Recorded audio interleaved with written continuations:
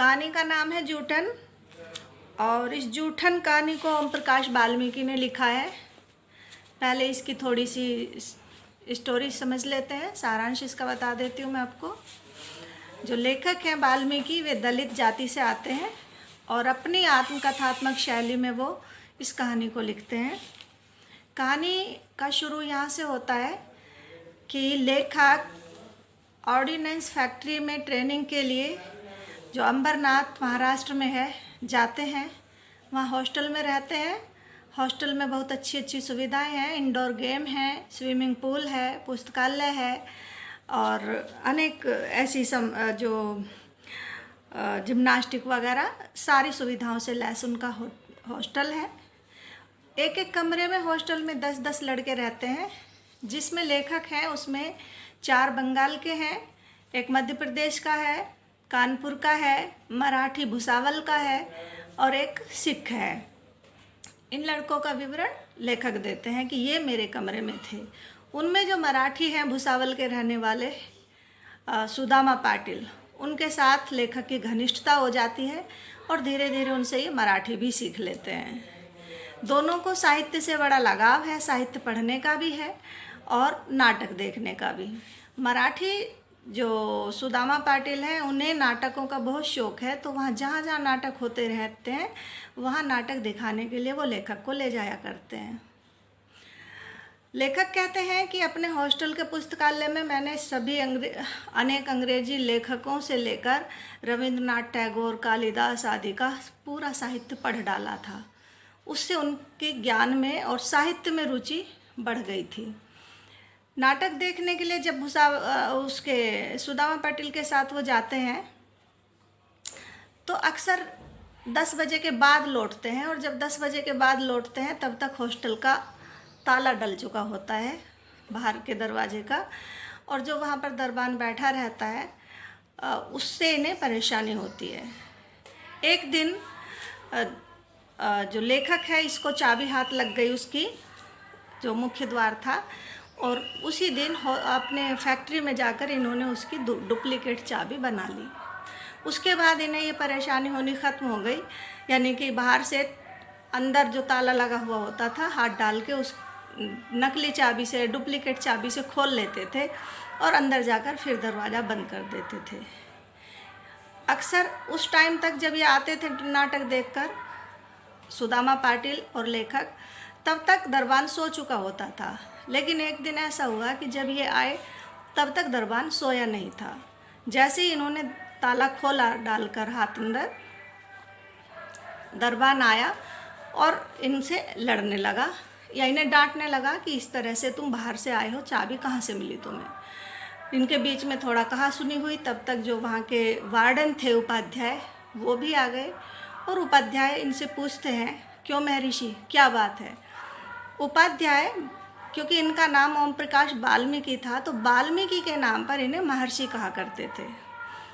उस दिन इन्होंने झूठ बोलकर उपाध्याय से कहा कि दरबान ने ताला खुला छोड़ दिया और अब हम इसे कह रहे हैं कि ताला लगा दो, तो ये सुन नहीं रहा है। हालांकि उपाध्याय को इन पर शक हो गया था, लेकिन उस दिन बात आई गई हो गई, टल गई। अब क्योंकि उपाध्याय को शक हो गया था तो अक्सर वो इन पर ध्यान रखने लगा था।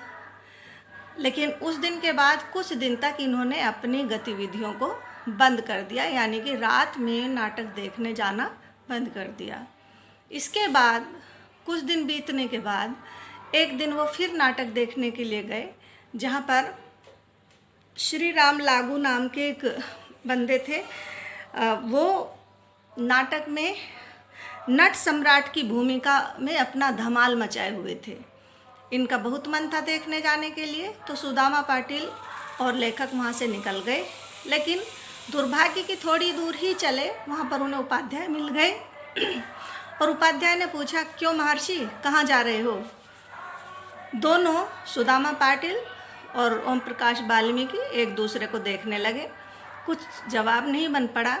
लेकिन तभी सुदामा पाटिल ने कहा, सिर में बहुत तेज दर्द हो रहा था, सोचा थोड़ा बाहर घूम लें, चाय पी लें। उपाध्याय ने कहा, क्यों, मैस में चाय नहीं मिलती क्या। उसका क्या जवाब दें। सुदामा पाटिल ने जल्दी से कहा कि दूध खत्म हो गया था। उपाध्याय उन्हें कहते हैं, चलिए वहाँ दूध खत्म हो गया था तो मैं अपने घर चाय पिलवा देता हूँ। सुदामा पाटिल को, ओम प्रकाश वाल्मीकि को उपाध्याय अपने घर ले गए। वहाँ उन्होंने अपनी पत्नी से चाय बनाने के लिए कहा और खुद सोफे पर इनके सामने बैठ गए। अब दोनों की जेब में टिकट कुल मिला रहे थे, बड़ी मुश्किल से टिकट मिले थे, लेकिन अब उपाध्याय के साथ उन्हें वहाँ बैठना पड़ रहा था। जैसे ही उपाध्याय की पत्नी रसोई में चाय बनाने के लिए गई तो ओम प्रकाश वाल्मीकि उठे और रसोई में जाकर कहा, अम्मा जी आप क्यों परेशान होती हो, लाओ मैं चाय बना देता हूँ। बड़ी दयालु थी, विनम्र स्वभाव की थी, मैत्री स्वभाव की थी उपाध्याय जी की पत्नी। उन्होंने कहा, नहीं महर्षि आप बैठो, मैं चाय बना देती हूँ। अब क्योंकि उनसे इनका काफ़ी पहले से लगाव था तो ओम प्रकाश वाल्मीकि ने कहा, अम्मा जी बात दरअसल ये है कि हमें टिकट मिल गए हैं, बहुत अच्छा नाटक है, हम नाटक देखने के लिए जाना चाह रहे थे, रास्ते में हमें उपाध्याय जी मिल गए और वो यहाँ ले आए। हम चाय नहीं पीना चाहते, हम तो नाटक देखने के लिए जाना चाहते हैं। अम्मा जी ने कहा, बहुत अच्छा नाटक है क्या? कि हाँ बहुत अच्छा नाटक है। वो बाहर आई, बाहर मतलब जहाँ पर ड्राइंग रूम में बैठे हुए थे उपाध्याय जी, उनसे कहा, बच्चों को जाने क्यों नहीं देते हो, खेलने की उम्र है, इन्हें जाने दो। अब अम्मा जी ने ये कहा और ये बच्चे यानी कि ओम प्रकाश वाल्मीकि और सुदामा पाटिल बिना उपाध्याय का जवाब मिले वहाँ से दौड़ लिए और वहीं जाकर रुके जहाँ नाटक चल रहा था, गांधी आश्रम में। वहाँ जाकर इन्होंने नाटक देखा और जब आए तब तक दरबान जागा हुआ था, लेकिन क्योंकि उपाध्याय ने बता दिया होगा उसे कि दरवाज़ा खुले रखना, वो बाहर गए हुए हैं, तो आराम से ही उस दिन आकर सो गए। उसके बाद मराठी सीखते सीखते ये काफ़ी मराठी साहित्य पढ़ने लगे थे, मराठी साहित्य में रुचि हो गई थी और इन्होंने तब देखा कि महाराष्ट्र में एक दलित साहित्य बड़ी तेज़ी से उभर रहा है। मराठी में जब दलित साहित्य तेज़ी से उभर रहा था तो इन्होंने उसमें रुचि ली। उन्हीं दिनों एक गवई बंधु कांड हो गया था जिसमें पूना के पास एक गांव में सवर्णों ने दलितों की आंखें फोड़ दी थी। इन्होंने उसी को संदर्भ लेते हुए उसी को बगल में रखकर एक लेख लिख डाला जो उसी दिन उसमें नवभारत टाइम्स में छप गया। उस इनके लेख को पढ़कर शिवसेना के समर्थक एक सरकारी कर्मचारी ने एफआईआर दर्ज करा दी और शिकायत कर दी इनके प्रिंसिपल से। प्रिंसिपल ने इन्हें बुलाया और पूछा कि क्या ये लेख तुमने लिखा है? इन्होंने कह दिया हाँ मैंने लिखा है। फिर दोबारा पूछा कि ध्यान से देखकर बताओ तुम्ही ने लिखा है? ओम प्रकाश वाल्मीकि ने फिर भी कह दिया हाँ मैंने लिखा है। प्रिंसिपल ने इन्हें समझाया कि इस तरह से लेख लिखोगे तो तुम्हारा यहाँ से नाम काट दिया जाएगा, क्योंकि ये एक सरकारी संस्थान है और सरकारी संस्थानों में इस तरह के लेख नहीं लिखोगे। इन्होंने आगे से लिखना लेख बंद कर दिया, लेकिन इनकी जो रुचि थी वो समाज परिवर्तन के लिए जो आंदोलन चल रहे थे दलितों की तरफ से, उसमें बहुत रुचि हो गई थी। खैर धीरे धीरे टाइम आगे बढ़ रहा था। सुदामा पाटिल ने आचार्य अन्य के एक नाटक मारुचि मावशी का हिंदी में अनुवाद कर दिया था और क्योंकि अब तक इनकी एक पूरी नाटक मंडली बन गई थी जिसका ये मंचन खुद किया करते थे, तो आचार्य अन्य के नाटक मारुचि मावशी का जो हिंदी रूपांतर सुदामा पाटिल ने किया था उसकी मंचन के समय मुख्य भूमिका इन्होंने निभाई थी, ओम प्रकाश वाल्मीकि ने। उस नाटक के बाद अंबरनाथ का जो पूरा इलाका था उसमें इन्हें ओम प्रकाश वाल्मीकि के नाम से कम और उस पात्र के नाम से ज़्यादा जाना जाने लगा जिसकी इन्होंने नाटक में भूमिका निभाई थी। उसी दौरान इनकी मराठी एक रंगकर्मी थे विनायक सदाशिव कुलकर्णी, उनके साथ इनकी मुलाकात हो गई और धीरे धीरे वो मुलाकात घनिष्ठता में बदल गई। घनिष्ठता में बदलने के पीछे एक कारण था कि जो कुलकर्णी थे वो मीट मछली खाते थे और घर में वो बनाना संभव नहीं था, इसलिए वो प्रायः इनके मैस में मीट मछली खाने के लिए आ जाया करते थे। क्योंकि सुदामा पाटिल की भी और ओम प्रकाश वाल्मीकि की भी अच्छी स्थिति नहीं थी, तो सुदामा पाटिल के पास हालांकि ओम प्रकाश वाल्मीकि से कुछ ठीक स्थिति थी उनकी, लेकिन वाल्मीकि को अपने घर भी पैसा भेजना पड़ता था, कपड़े भी ज़्यादा नहीं थे, तो थोड़े से पैसे में ही खर्चा चलाना पड़ता था। और उस खर्चे को चलाने के लिए, थोड़े पैसे में खर्च चलाने के लिए कई बार ये क्या करते थे कि जैसे यात्रा करनी है तो ट्रेन में बिना टिकट से यात्रा करना सीख लिया था, और इसी तरह के जो जवान लड़के कर लिया करते हैं ऐसे ये काम करते रहते थे और जैसे तैसे अपना गुजारा करते थे। लेकिन जब हर 8वें दिन या हर चौथे दिन कुलकर्णी इनके मैस में आने लगा, तो उनका जो खर्चा था मीट मछली का वो इन्हीं दोनों के ऊपर पड़ता था। एक दिन तो सुदामा पाटिल ने कह भी दिया, यार ये बामन रोज टपक पड़ता है, क्योंकि कुलकर्णी ब्राह्मण था। खैर, इस तरह से दोनों ने ये महसूस करना और आपस में एक दूसरे से साझा करना शुरू कर दिया था कि कुलकर्णी के वहाँ आने से उन पर जो बोझ पड़ता है मैस में खाने का बिल देने में, वो इनके लिए भुगतना, वहन करना अच्छा नहीं लग रहा है इन्हें। हालांकि इनकी दोनों की शाम रोज कुलकर्णी के घर में ही बीतती थी, लेकिन खाना ये हमेशा अपने हॉस्टल में आकर ही खाते थे, अपनी मैस में खाते थे। इनके इस तरह से जाने आने से, घनिष्ठता से, कुलकर्णी की एक बेटी थी, वो ओम प्रकाश वाल्मीकि की तरफ आकर्षित होने लगी थी। एक दिन इन्हें ओम प्रकाश वाल्मीकि को निमंत्रण मिला मिसेज कुलकर्णी की तरफ से दीपावली से एक दिन पहले, चतुर्दशी के दिन, कि सुबह 4 बजे तुम्हें यहाँ आना है। ये वहाँ की परंपराओं को नहीं जानते थे, इसलिए इन्होंने सुदामा पाटिल से पूछा कि ये ऐसा मुझे 4 बजे सुबह क्यों बुलाया है। तो सुदामा पाटिल पहले हंसे, कहा मज़े करो, लेकिन बहुत पूछने पर सुदामा पाटिल ने बता दिया कि महाराष्ट्रियन ब्राह्मणों के यहाँ एक परंपरा है जिसमें घर की महिला घर के पुरुषों को सुबह 4 बजे ब्रह्म मुहूर्त में उबटन लगाती है, तेल से मालिश करती है और फिर उसे नहलाती है, इसलिए तुम्हें बुलाया है। खैर, सुबह चले गए ये ओम प्रकाश वाल्मीकि उनके घर।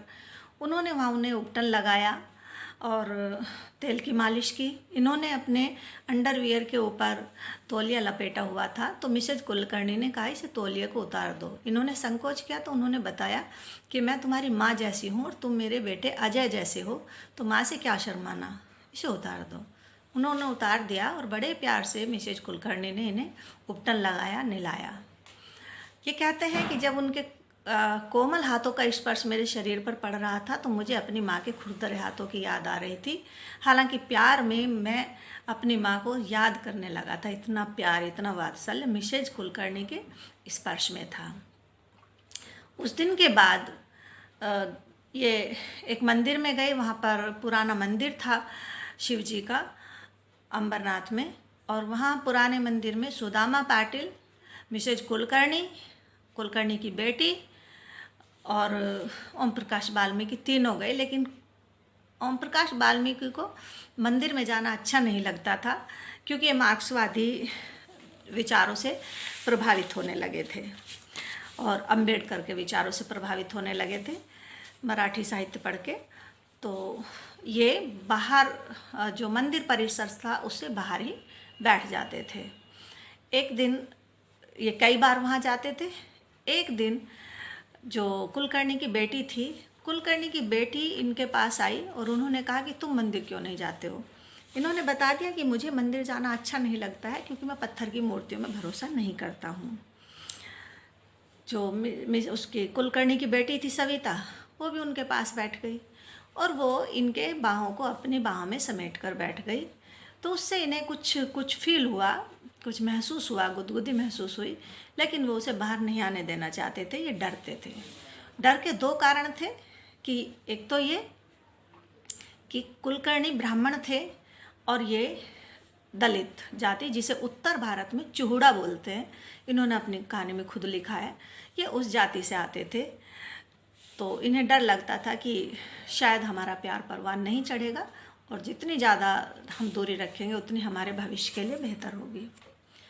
उसी दौरान उस दिन के बाद जब ये मंदिर में बातचीत की, उसके बाद कई बार जो सविता थी इनके हॉस्टल में भी आती थी। हॉस्टल में जब वो आती थी तो सुदामा पाटिल को अच्छा नहीं लगता था, कई बार वो रोकते भी थे, लेकिन सविता फिर भी आ जाती थी और इनकी ओम प्रकाश वाल्मीकि की जो किताबें थी या नोटबुक थी उन्हें उलट पलट कर देखती रहती थी।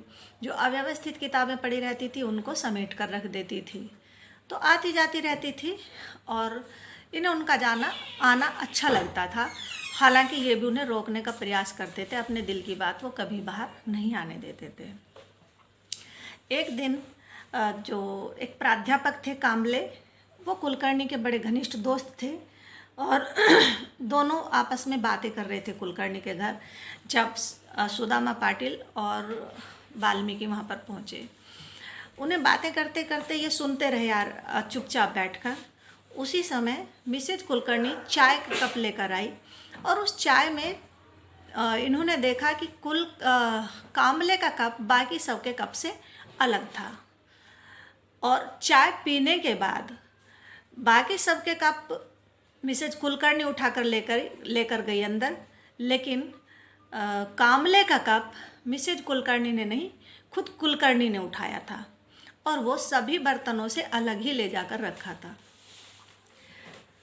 वाल्मीकि ने सुदामा पाटिल से पूछा धीरे से कि ये सब क्या है, तो सुदामा पाटिल ने कोहनी मारकर उसे शांत रहने के लिए कह दिया कि चुप रहो। लेकिन वाल्मीकि के मन से वो बात हटी नहीं थी। रास्ते में भी वाल्मीकि ने सुदामा पाटिल से कई बार पूछा, तो सुदामा पाटिल ने एक बार बता ही दिया कि ये महाराष्ट्रियन ब्राह्मण हैं और वह भी पुणे के, जो किसी महार जाति के आदमी को अपने बर्तनों में अपने साथ बैठाकर चाय नहीं पिला सकते हैं। वाल्मीकि को ये बहुत बुरा लगा। उसने पूछा, क्या सभी के यहाँ ऐसा होता है या सिर्फ कुलकर्णी के यहाँ? सुदामा पाटिल ने बता दिया, लगभग सभी के यहाँ होता है। अब वाल्मीकि ने पूछा, क्या इन्हें मेरी जाति का पता है कि नहीं? तुमने नहीं बताया कभी? नहीं, मैं क्यों बताता? फिर वो पूछता है वाल्मीकि, अगर इन्हें कल पता चलेगा कि मैं दलित जाति का हूँ, चूहड़ा हूँ, तो क्या होगा? वो अपराध बोध से भरा हुआ था। सुदामा पाटिल ने कहा, इसमें तेरा क्या अपराध है? उन्होंने भी तो कभी नहीं पूछा। तुमने झूठ तो नहीं बोला था कि तुम चूड़े नहीं हो या तुम ब्राह्मण हो। उन्होंने पूछा होता तो तुम बताते। ऐसे ही तो नहीं है कि यूँ ही प्रचार प्रसार करते फिरेंगे, ढिंढोरा पीटते फिरेंगे कि तुम चूड़े हो। इस बात से वो थोड़ा सा सहमत हो गया, लेकिन उसके मन में अभी भी बेचैनी थी। उसने सविता, फिर अगले दिन सविता आई उसके हॉस्टल में, तो सविता से इसने कहा वाल्मीकि ने कि मैं तुमसे अकेले में मिलना चाहता हूँ। सविता ने थोड़ी शरारत की कि अच्छा अकेले में मिलना चाहते हो, ठीक है मिलते हैं। उन्होंने एक जगह बता दी कि वहाँ पर हम अकेले में मिल सकते हैं।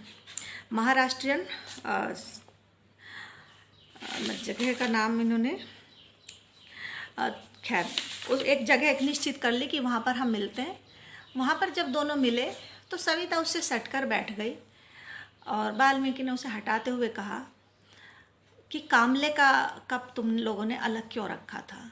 सविता ने बता दिया, क्योंकि वो महार है और महार लोगों के साथ हम कैसे चाय पी सकते हैं, अपने बर्तनों को कैसे मिलाकर रख सकते हैं। वाल्मीकि ने पूछा, क्यों, उनमें ऐसा क्या है? सविता ने सीधा से कह दिया, वो असभ्य होते हैं, साफ सफाई का ध्यान नहीं रखते हैं। वाल्मीकि ने पूछा, तुम्हें ऐसा कैसे लगा? क्या ये तुम्हारा अनुभव है कि नहीं? आई ने और बाबा ने बताया है मुझे। वाल्मीकि पूछता है, मेरे बारे में तुम्हारा क्या ख्याल है? सविता ने कह दिया, तुम अच्छे लगते हो, अच्छे हो तुम। तुम्हें कैसे पता? बाबा कहते हैं अच्छे हो तुम, इसलिए पता है। वाल्मीकि पूछता है, अगर मैं चूहड़ा हूँ तो, मैं भी ऐसी हूँ तो? कि नहीं, तुम ऐसे नहीं हो सकते। क्यों नहीं हो सकता? क्योंकि तुम नहीं हो, बाबा ने कहा है। उसने बताया वाल्मीकि ने कि मैं दरअसल में चूड़ा हूँ, जिसे उत्तर भारत में चूड़ा कहते हैं, और ये ऐसे होते हैं। जितने उसके अरमान थे सविता के, उन सब पर पानी सा फिरा और वो थोड़ी मायूस हो गई। तुम झूठ बोल रहे हो ना? नहीं, मैं बिल्कुल सच बोल रहा हूँ। और जब ये खुलासा हुआ तभी से उसमें जो उत्साह था, बातों का जोश था, जो प्यार था, वो धीमा पड़ गया। उसके बाद इनकी बातें बंद हो गई और जब लौटे तो पूरे रास्ते दोनों चुप थे। और एक तरफ उसके अरमान मिट्टी में मिल रहे थे सविता के, तो दूसरी तरफ वाल्मीकि कहते हैं कि मैं बहुत खुश और बहुत संतुष्ट था, क्योंकि मेरे मन पे जो बोझ था वो मेरा उतर गया है। ये हमारी कहानी ख़त्म हो जाती है यहीं पर। अब इसका जो प्रश्न है वो ये है, चाहे तो आप नोट कर सकते हैं कि जूठन समकालीन भारत के सामाजिक यथार्थ का सच्चा चित्रण है। टिप्पणी कीजिए। आज भी इसका जो अर्थ है वो ये है कि आज भी जो लोग प्राध्यापक हैं, जो लोग रंगकर्मी हैं, जो लोग ब्राह्मण हैं, जो संपन्न हैं, आज भी कहीं ना कहीं दलितों के प्रति उनमें भेदभाव, अछूत का भाव है, भले ही हमारे संविधान में ना हो। ये कहानी इसका पूरा चित्रण करती है। कुलकर्णी अपने घर का इसे सदस्य मानते हैं वाल्मीकि को, लेकिन तभी तक जब तक उन्हें ये नहीं पता कि ये दलित जाति से आते हैं। वाल्मीकि नाम को वो सिर्फ महर्षि के नाम से समझते थे, और महर्षि एक पूजनीय थे जो हमारे आदि कवि, संस्कृत के आदि कवि माने जाते हैं। उसके नाम पर इन्होंने इन्हें विद्वान समझ लिया, ब्राह्मण समझ लिया। उन्हें उत्तर भारत का ज्ञान नहीं था कि उत्तर भारत में वाल्मीकि एक दलित जाति को कहते हैं, जिसे चूड़ा कहते हैं, या जो सफाई कर्मी एक जाति होती है। लेकिन जैसे ही सविता को ये पता चलता है कि ये दलित जाति से आते हैं, तो उनका प्यार समाप्त तो नहीं हो सकता कभी भी, खैर, लेकिन जो व्यवहार है वो उनका बदल जाता है। इस कहानी में ये चित्रण करना चाहते हैं कि जैसे ही दलित जाति का पता चलता है, लोगों के व्यवहार में परिवर्तन आ जाता है। वो उनकी विद्वत्ता नहीं देखते, उनकी साफ सफाई नहीं देखते। एक सविता जो रोज़ वाल्मीकि, ओम प्रकाश वाल्मीकि के साथ रहती है, प्यार करती है, उससे आकर्षित है, रोज़ उसके हॉस्टल में आती है। जैसे ही उसे ये पता चलता है कि ये दलित है, तो वो उससे दूरी बनाने लगती है, जबकि उसकी साफ़ सफाई पर वो अगर प्रश्न उठाती तो वो पहले उसकी तरफ आकर्षित नहीं होती। अगर उसके रहन सहन, उसकी विद्वत्ता पर प्रश्न उठाती तो पहले ही आकर्षित नहीं होती। लेकिन जो पूर्वाग्रह है कि दलित जातियों से बचकर रहना है, उससे दूर रहना है, वो तभी उभर आता है जब वो उस दलित जाति का नाम वे सुन लेते हैं। अगर दलित जाति के नाम का या किसी जाति के नाम का नहीं पता सामने वाले व्यक्ति का, तो उससे वो बराबर प्यार करते रहते हैं, उसे सम्मान देते रहते हैं, लेकिन पता चलते उनके व्यवहार में बदलाव आ जाते हैं। ये इसका प्रश्न का उत्तर है। ये प्रश्न हो गया है, ये कहानी हो गई है। अब दूसरी कहानी शुरू करते हैं।